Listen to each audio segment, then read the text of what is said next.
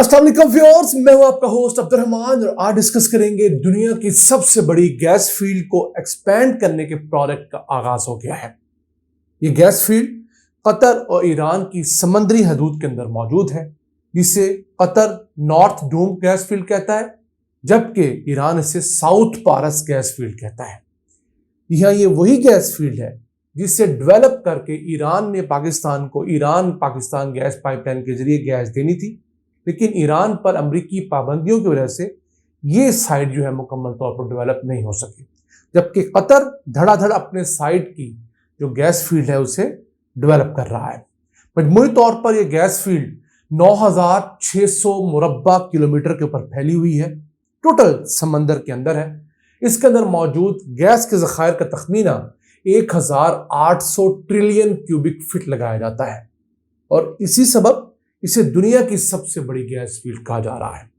इस 1,800 trillion cubic feet में से 1,260 ट्रिलियन क्यूबिक फीट गैस ऐसी है जो निकाली जा सकती है, जिसमें से ईरान के पास 360 ट्रिलियन क्यूबिक फीट हिस्सा बचता है, जबकि कतर के पास जो हिस्सा बचता है वो तकरीबन 900 ट्रिलियन क्यूबिक फीट है। अगर मजमूई एरिया की बात करें तो 6,000 मुरब्बा किलोमीटर का एरिया तो कतर के समुद्री हदूद में आता है, जबकि ईरान की समुद्री हदूद में 3,700 मुरब्बा किलोमीटर आता है। तो अब इस प्रोजेक्ट को एक्सपेंड करने का मजीद आगाज जो किया है वो कतर ने किया है। कतर के अमीर ने इसे नॉर्थ फील्ड एक्सपेंशन प्रोजेक्ट का नाम दिया है, जिसके बाद इस फील्ड से तकरीबन 49 मिलियन टन गैस हासिल की जाएगी एलएनजी की सूरत में और उसे दुनिया को एक्सपोर्ट किया जाएगा। इस वक्त कतर की जो एलएनजी प्रोडक्शन है वो 77 मिलियन टन सालाना है, यानी 7 करोड़ 70 लाख टन, तो बढ़कर 110 मिलियन टन सालाना हो जाएगी अगले 3 सालों में 2026 तक, और फिर 2027 में इसमें मजीद इजाफा होगा और ये 126 मिलियन टन सालाना हो जाएगी, यानी मौजूदा कैपेसिटी से 61% का इजाफा होगा अगले सिर्फ 4 सालों के अंदर। 30 अरब डॉलर्स कतर इस प्रोजेक्ट पर लगा रहा है और मकसद क्या है? दुनिया की बड़ी मंडियां जो अब रशिया से गैस नहीं खरीद पा रही, मसलन China, India, south Korea, Japan, इसके अलावा पूरा यूरोप, अमेरिका, वो अब इससे गैस खरीदें।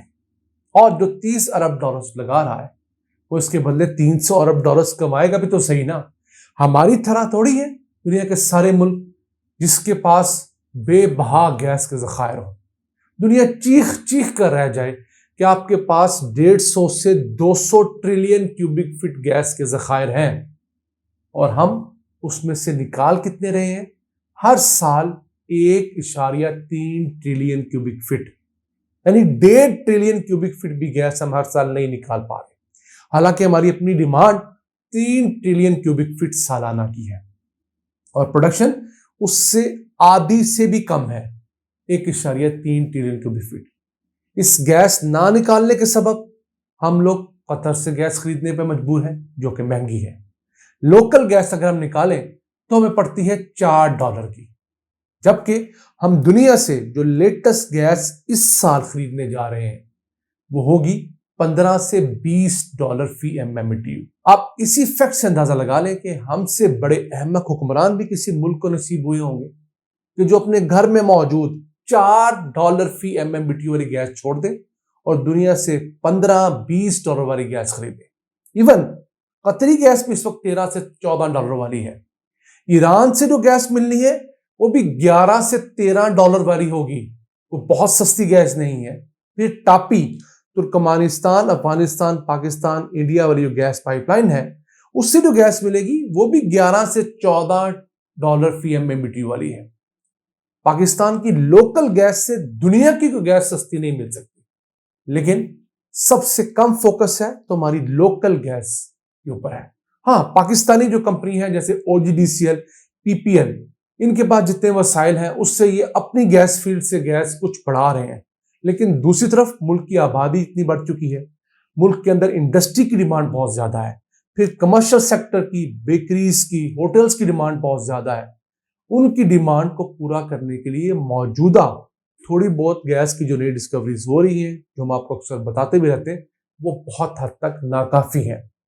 पाकिस्तान में होने वाली फिलहाल जो गैस की डिस्कवरीज है वो हमारी घटते गैस की रिजर्व्स को भी पूरा नहीं कर पा रही। वजह ये कि ये हमारी ओवरऑल डिमांड को पूरा करें। वापस चलते हैं इसी गैस फील्ड की तरफ जो कि इस वक्त डेवलपमेंट के फेज में है। अब इससे जहां एक तरफ तो आम जो घरों में इस्तेमाल होने वाली नेचुरल गैस जिसे ठंडा करके एलएनजी बनाया जाएगा और एक्सपोर्ट किया जा सकेगा, उसके अलावा इसी गैस फील्ड से बहुत सारी चीजें और भी निकलेंगी। 6500 टन रोजाना इथेन गैस निकलेगी, फिर 2 लाख बैरल मुख्तलिफ किस्म की लिक्विड पेट्रोलियम गैसेस निकलेंगी, जैसे प्रोपेन है, ये दुनिया भर में घरों, दफ्तरों और जगहों को गर्म करने के लिए इस्तेमाल होती है। फिर ब्यूटेन गैस यहां से निकलेगी जो कि लाइटर्स में और चूल्हों के अंदर इस्तेमाल होती है। इसके अलावा हीलियम, सल्फर और बेतहाशा तकरीबन 6000 मुख्तलिफ अक़साम के केमिकल्स इसी गैस फील्ड से निकलेंगे। तो आप देखिए कि वो लोग जो आज तरक्की करना चाहते हैं कहां इन्वेस्ट कर रहे हैं, और हमारी हुकूमतें अपने अपोजिशन को क्रश करने पे इतने पैसे इन्वेस्ट कर रही हैं। उससे आधे पैसे भी अगर हम लोग मुल्क के अंदर ऑयल गैस सेक्टर को डेवलप करने पे खर्च करें तो यकीन कीजिए अगले 3 से 5 साल में यही पाकिस्तान अपने यहाँ तेल और गैस की पैदावार में बहुत हद तक खुद कफील हो सकता है। और तेल गैस में खुद कफील होने का मतलब है कि हमें दुनिया के किसी मुल्क की कोई इमदाद नहीं चाहिए होगी, हमें कोई नया कर्ज लेने की जरूरत नहीं होगी। हम अपने पुराने कर्ज उतारने की पोजीशन में आ चुकेंगे और हम दुनिया में खुद कफील मुल्क के तौर पे जाने माने जा सके। अब कतर जैसा इंतहाई छोटा मुल्क जिसकी सारी की सारी एक्सपोर्ट्स और दीगर चीजें गैस पर बेचती है, अब आहिस्ता आहिस्ता खुद को कभी स्पोर्ट्स के मैदान में ला रहा है, फीफा वर्ल्ड कप करा के, कभी टूरिज्म में खुद को आगे लेकर जा रहा है, अपने आप को डाइवर्सिफाई कर रहा है। अगर कोई डाइवर्सिफाई नहीं कर रहा तो हम नहीं कर रहे। हम आज भी वहीं खड़े हैं जहां आज से 50-60 साल पहले थे, जबकि हमारे पास जहां ऑयल गैस का सेक्टर इतना बड़ा पोटेंशियल लगता है, वहीं हमारे पास नई जनरेशन है, आईटी में ग्रेजुएट होने वाले लड़के हैं। वो लड़के जो हर साल 25 से 30 हजार की तादाद में यूनिवर्सिटियों से बीसीएस, एमसीएस और कंप्यूटर साइंसेस की डिग्रियां लेकर निकलते हैं, और उनमें से मुश्किल 10 से 15% को जॉब्स मिलती हैं क्योंकि उनके पास ऐसा प्रैक्टिकल नो हाउ नहीं होती। तो अगर हम बकिया 90% को भी 6-6 माह के, साल के आईटी के, सॉफ्टवेयर के कोर्सेज करा के उन्हें टेक्निकल ट्रेनिंग देने में कामयाब हो जाएं तो यकीन कीजिए कि इतना बड़ा इनकलाब है जो कतर से भी बड़ा होगा और ईरान से भी बड़ा। देखना ही है कि हमारे हुक्मरानों को कब इस तरफ देखने का मौका मिलेगा और हमारी तकदीर भी बदलेगी। आज के लिए इतना ही।